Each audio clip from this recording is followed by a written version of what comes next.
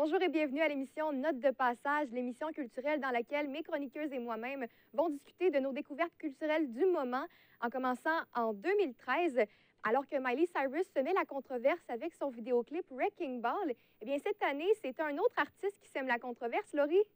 Exactement, c'est au tour de Lil Nas X de faire polémique avec son nouveau vidéoclip. Je vous en reparle plus tard. Parfait. Et quand on pense à Australie, on pense aux koalas, on pense aussi aux kangourous. Mais lorsqu'on écoutera la chronique de Mélissa, on pensera également à Ziggy Albert.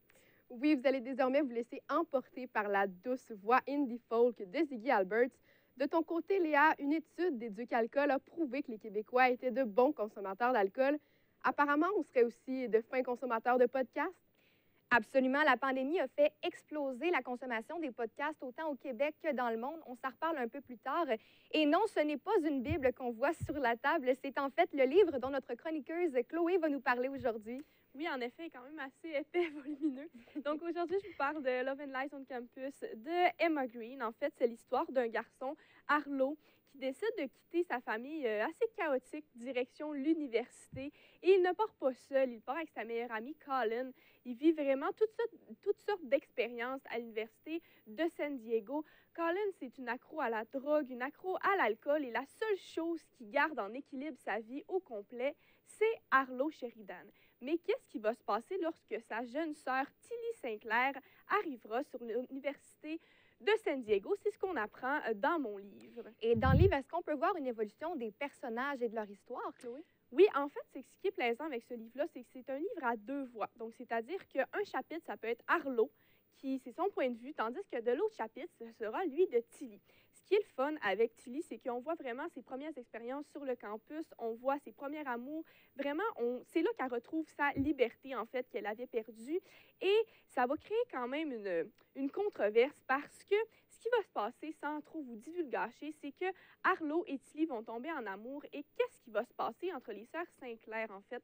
Est-ce que ça va exploser? Est-ce que Arlo va devoir faire un choix? Et qu'est-ce qui va se passer quand il va se passer un drame à travers la famille Sinclair? Parce que, sans vous en dire trop, mais juste assez pour vous titiller, il va se passer un drame et le beau et inébranlable Arlo va devoir faire un choix. Et c'est vraiment ça qui va teinter l'histoire du livre. C'est vraiment ça qui va nous motiver à le continuer. Et après ta lecture, Chloé, qu'est-ce que tu en penses? En fait, j'ai vraiment adoré le livre. Je m'étais laissée intimider quand même par la grosseur. Quand je suis arrivée à la librairie, ils m'ont donné ça. Je me suis dit, est-ce que je vais avoir le temps de le finir avant le projet? Et en fait, je l'ai lu en 3 jours. Je l'ai dévoré. Les heures pour dormir m'ont manqué même parce que c'est un livre d'un chef-d'œuvre quand même impressionnant. En fait, ce qu'il faut savoir, c'est que Emma Green, c'est 2 femmes. En fait, c'est pas... Emma Green, en fait, c'est un pseudo. C'est 2 femmes qui écrivent sous le même nom. Leur nom à elles, ils viennent de France, ne sera jamais dit. Et ce qui est intéressant, c'est qu'elles font chacun un chapitre à la fois. Donc, un chapitre, ça va être une et un chapitre, ça va être l'autre. Et c'est tellement intéressant de savoir comment ils fonctionnent. C'est que, en fait, pour faire un livre de ce chef-d'œuvre, si je peux dire, elles, en fait, vont toutes connaître par cœur les intrigues, les personnages, comme si, en fait, c'était des vraies personnes dans leur vie, comme s'ils racontaient une histoire. Il faut qu'ils apprennent par cœur tous les petits détails des 578 pages pour être capable d'écrire. Elle raconte même dans un article qu'elles peuvent passer 6 à 8 heures par jour au téléphone juste pour peaufiner un personnage. Donc, c'est quand même assez impressionnant de voir des femmes qui réussissent à faire un livre comme ça. On dit également bravo à l'édition Addictive qui ont réussi à mettre la main sur Emma Green depuis leur premier livre en 2013. Donc, c'est quand même impressionnant. J'ai adoré. Ce que j'ai aimé le plus, en fait, c'est que les personnages, on peut s'attacher à n'importe lequel. Il y a tellement de personnages secondaires sans qu'il y en ait trop, naturellement. On ne se perd pas dans les personnages, mais il y en a tellement qu'on peut s'attacher à peu importe qui c'est dans le livre. On peut se retrouver à travers un personnage. Donc, c'est vraiment ce que j'ai apprécié. Si j'avais à lui donner une note d'appréciation, ça serait peut-être 9 sur 10. Là. Pourquoi? Le point manquant, en fait, ça serait peut-être parce que parfois, il y a des longueurs, mais sur 578 pages, il fallait quand même s'y attendre. Merci beaucoup, Chloé. On voit que tu en parles avec passion.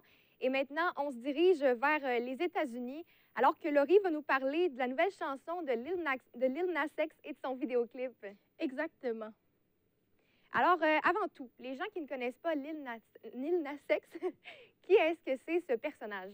Eh bien, Lil Nas X, ou de son vrai nom, Montero Lamar Hills, est un rappeur, chanteur et compositeur américain qui a vu ses débuts en 2019, donc environ il y a 3 ans. Et il doit aussi sa grande popularité surtout à cause de sa chanson Old Time Road, qui est sortie elle aussi en 2019. Donc, pour revenir à mon sujet, Lil Nas X a sorti le 26 mars dernier une nouvelle chanson qui a complètement bouleversé les réseaux sociaux. Donc, Montero, Call Me By Your Name est une chanson écrite par le chanteur en dédication à son jeune lui-même de 14 ans lorsqu'il n'était pas encore sorti du placard parce que oui, Lil Nas X a aussi fait son coming out en 2019. Par contre, lorsqu'on parle des paroles, elle raconte une attirance que ressentent deux hommes l'un pour l'autre. D'ailleurs, le titre Call Me By Your Name fait référence au film du même nom de l'auteur Luca Guadagnino qui est sorti en 2017. Donc, ce film aussi raconte l'attirance complexe entre deux hommes se disant hétéros. Mais ça, c'est pour les paroles. Et ce qui a vraiment fait la controverse, c'est le vidéoclip. Donc, certaines personnes pensaient que c'était une forme d'art, d'autres pensaient que c'était complètement une vidéo absurde. Mais Laurie, qu'est-ce qui se passe dans cette vidéo-là exactement? Eh bien, pour commencer, le clip fait plusieurs références au christianisme. Et ce n'est pas des références normales, c'est vraiment pour parodier la religion, un peu se moquer de elle sans vraiment être offensant, mais ça l'a quand même offensé quelques personnes, ça en a choqué quelques-unes, parce que habituellement, la religion est prise très au sérieux. Et là, on s'est moqué d'elle, donc ça l'a déplu quelques personnes. Mais ce n'est pas la chose qui a choqué le plus les personnes qui ont visionné le vidéo. En effet, la partie qui a choqué le plus les personnes, c'est la partie après le deuxième refrain. Donc, pour faire simple, on voit tout simplement Lil Nas X descendre en enfer sur un pole dance complètement seulement en boxeur. Donc, après, on le voit aussi ensuite faire des avances assez érotiques à nul autre que Satan. Donc, après avoir visionné cette partie-là, il y a eu quand même plusieurs débats sur les réseaux sociaux parce que certaines personnes trouvaient que c'était quand même un drôle de concept, un concept assez bon. D'autres étaient assez ébranlés par ces images parce que c'est quand même des images assez explicites. D'autres venaient même à dire que c'était une forme de satanisme. Donc, c'est vraiment une vidéo hors du commun, assez unique en son genre et comme tout type d'art, certaines personnes aiment, alors que d'autres apprécient moins. Et somme toute, Laurie, toi, qu'est-ce que tu penses du vidéoclip? Bien, pour ma part, la première fois que j'ai entendu la chanson et que j'ai visionné le vidéo, je savais déjà que ça allait être un de mes coups de cœur de 2021. Habituellement, le style de musique que Lil Nas X fait n'est pas vraiment mon genre de musique, mais elle m'a vraiment tapé dans l'œil. Donc, pour le vidéoclip aussi, selon moi, c'est vraiment un des meilleurs que j'ai vu dans ma vie et c'est vraiment sans exagération. J'aime beaucoup aussi les effets spéciaux qu'il y a à l'intérieur de ce vidéoclip-là. C'est vraiment, il y a des visuels vraiment à couper le souffle, même si c'est fait seulement à l'ordinateur et j'aime en général l'originalité du vidéoclip. De plus, je tenais aussi à souligner l'audace que Lil Nas X a fait pour pondre une vidéo d'une telle envergure, parce que même si on est rendu en 2021 et que les temps ont changé, l'homosexualité est quand même assez peu représentée dans le style de musique que Lil Nas X fait, et il vient quand même d'ouvrir une assez grande porte pour plusieurs autres artistes. Ben merci Laurie. Grâce à son originalité, on peut dire que le vidéoclip obtient la note de passage. Et Mélissa, avec toi, ben on part à la conquête de la liberté de l'autre côté du Pacifique avec un artiste que tu affectionnes particulièrement, Ziggy Alberts. Oui, en fait, Ziggy Alberts, c'est un auteur, compositeur, interprète australien. Il a 27 ans en ce moment et il a commencé à faire de la musique en 2010 après l'acquisition de sa première guitare. Lui, il se qualifie lui-même d'artiste indépendant, il fait de la musique folk. Et dernièrement, il a sorti un nouvel album, c'est-à-dire en mars 2021, qui s'intitule Searching for Freedom. Et c'est ce dont je suis venue vous parler aujourd'hui. Et à part la guitare en 2010, à quoi ressemble l'historique musical de Ziggy? En 2012, il a sorti son premier EP autopublié, Feels Like Home. En octobre 2015, il sortait sa chanson la plus populaire à ce jour, Runaway, qui fait référence à l'une de ses histoires d'amour, à l'une de ses relations. Alors qu'il avait tout juste 25 ans, il avait sa propre maison de production Common Folk Records. Il a fait plusieurs tournées dans le monde également, un peu comme tous les artistes. En 2020, il a sorti la chanson Together, qui faisait référence à la crise en Australie, c'est-à-dire les feux de brousse dont on a beaucoup entendu parler. Et souvent, dans les chansons de Ziggy, il faut savoir que ce sont souvent des paroles sentimentales et philosophiques. Il nous raconte des fragments de son histoire, il nous apporte dans sa vie. C'est ce qui est vraiment fantastique avec Ziggy Alberts et c'est notamment le cas dans Searching for Freedom, qui est en fait son 6e album. Et on parle beaucoup de la quête de liberté dans cet album, mais peux-tu m'en dire un peu plus? En fait, je pense que Ziggy est un grand penseur parce que dans tous ses albums, dans ses œuvres, il prend le temps de vraiment dévoiler sa pensée, il prend le temps de nous expliquer ce qu'il pense de l'existence humaine et aussi de lui-même en tant qu'être humain.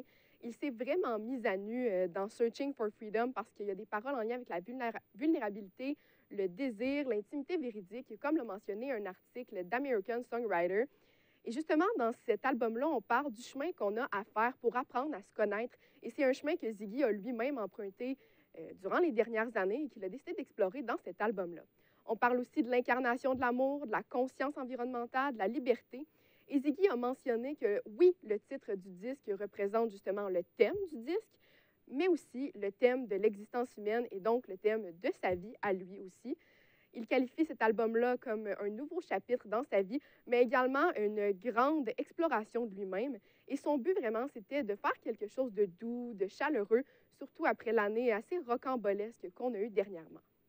Je vois que tu sembles assez d'accord avec Ziggy Alberts. Comme je l'ai mentionné, c'est un artiste que tu affectionnes beaucoup. Mais que penses-tu exactement de cet album? En fait, je pense qu'écouter du Ziggy Alberts, c'est comme du bonbon. J'écoute chacune de ses pièces avec amour et plus particulièrement Searching for Freedom parce que le message est assez puissant, est assez complexe. Les paroles ont vraiment un grand sens. L'instrumentation est dynamique, colorée, tout en étant à la fois assez simple. D'ailleurs, l'artiste utilise un instrument que j'adore, que j'affectionne particulièrement et qui est assez simple aussi, c'est-à-dire la boîte à cajon. Ce qui est plaisant avec Ziggy Alberts, c'est qu'on peut écouter sa musique dans toutes les circonstances. C'est ce qui fait que l'album est assez magique. On peut l'écouter autant en étant heureux qu'en réfléchissant à la vie, en s'appuyant vraiment sur les paroles. Et je trouve que Searching for Freedom est vraiment une belle image de musique indie folk, surtout en lien avec la voix de Ziggy, qui est assez caractéristique. Et c'est une voix que j'adore. Et rapidement, Mélissa, l'album est disponible relativement partout? Oui, sur Spotify, iTunes, dans vos magasins préférés, disquaires, etc., mais aussi en ligne au ziggyalberts.com. Et il y a également une prévente de vêtements et d'accessoires de l'artiste reliés à l'album. Merci beaucoup, Mélissa. On remet donc l'étiquette note de passage à l'album de Ziggy Alberts, Searching for Freedom. Ça fait plaisir, Léa. On change complètement de branche avec toi. La pandémie a apporté son lot de problèmes sur les plateaux de tournage et d'ailleurs, plusieurs d'entre eux ont dû s'arrêter pour un certain temps. Est-ce que les artistes et les auditeurs ont réussi à trouver une alternative à la télévision? Absolument. Connaissez-vous le podcast plus communément appelé le balado au Québec? Bien, selon la définition du dictionnaire Larousse, c'est une émission de radio ou de TV qu'un internaute peut télécharger et transférer sur un baladeur numérique. Donc, plusieurs se sont tournés vers le podcast ou le balado puisque c'est vraiment très accessible. Vous, les filles, est-ce que vous connaissez des balados? Est-ce que vous en consommez? Non. Personnellement, non. Non plus. Pas beaucoup, vous n'êtes pas des consommatrices, mais il y a énormément de choix. Si vous voulez vous y mettre, ben, la firme Chartable, qui est une firme qui distribue et analyse justement de grandes chaînes de radiodiffusion comme iHeartRadio, ben, en 2020, c'est 885 262 nouveaux podcasts qui ont été mis en ligne selon eux, selon leurs recherches. C'est presque le triple qu'en 2019 quand même, c'est énorme. Et le Québec n'a vraiment pas échappé à cette remontée fulgurante. Et je vous présente quelques-uns de mes coups de cœur, en commençant par le podcast Sexe Oral. C'est quoi Sexe Oral au juste, Léa? Parce que c'est un nom assez accrocheur. Est-ce que tu peux nous en parler un petit peu plus? Ben oui, l'émission l'est tout autant que le titre. C'est Lisandre Nadeau, une influenceuse québécoise, et Joanie Grenier, plus connue sous le nom de Dr.G. C'est deux femmes qui parlent de sexualité sans complexe, de façon avec curiosité, vraiment. Elles reçoivent parfois aussi des invités sur leur studio. Et j'ai été impressionnée par vraiment le contenu du balado parce qu'on va parler de tous les sujets comme l'orgasme, les jouets sexuels, le plaisir, les fantasmes. Et c'est toujours apporté sous forme de conversation. C'est vraiment, c'est très léger comment c'est apporté. Et je souligne aussi la qualité du son. C'est enregistré dans les studios SF. Il y a beaucoup de ponts musicaux. On a un opérateur qui va faire la technique. Donc, c'est en ligne tous les jeudis. C'est entre 50 minutes et 2 heures là, et ça se dévore. Sinon, je sais que tu m'avais parlé du podcast Avec son Sam. Est-ce qu'il figure dans ton top 3? Ben oui, absolument. Sam Breton qui produit et réalise ce podcast. Sam Breton, vous le connaissez peut-être parce qu'il a gagné l'Olivier de l'année pour être humoriste de l'année, en fait. C'est un podcast beaucoup plus humain, plus authentique, c'est plus humoristique aussi. Il va recevoir des invités comme par exemple Paul Hood, Véronique Cloutier, Guylaine Tremblay. Donc c'est très varié, mais il ne parlera pas de leur carrière. Il va plutôt se diriger vers l'humain qui est derrière cette carrière justement. Par contre, côté technique, là, on n'est pas vers une qualité de studio. C'est vraiment des enregistrements sur Zoom. Il y a seulement un pont musical au début de chaque podcast. Ça, c'est en ligne chaque dimanche. C'est parfait pour alléger nos semaines chargées, mais c'est sûr qu'on n'est pas non plus vers le podcast de sexe oral qui est en numéro 1 de Spotify pour les podcasts franco-canadiens, là. On a parlé d'un balado plus axé sur la sexualité, un autre plutôt humoristique.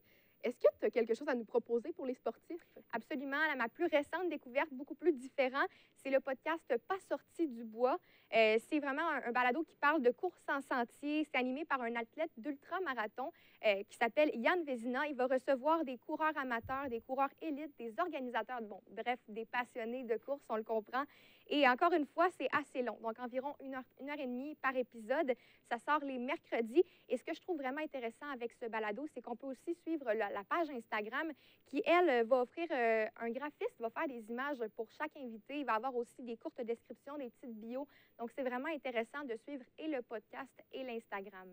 Et Léa, où on peut se procurer ces balados-là, où on peut les écouter? C'est disponible sur Spotify, YouTube, iTunes de ce monde, mais je vous propose de les écouter sur Balado Québec, qui est un site qui répertorie tous les podcasts québécois.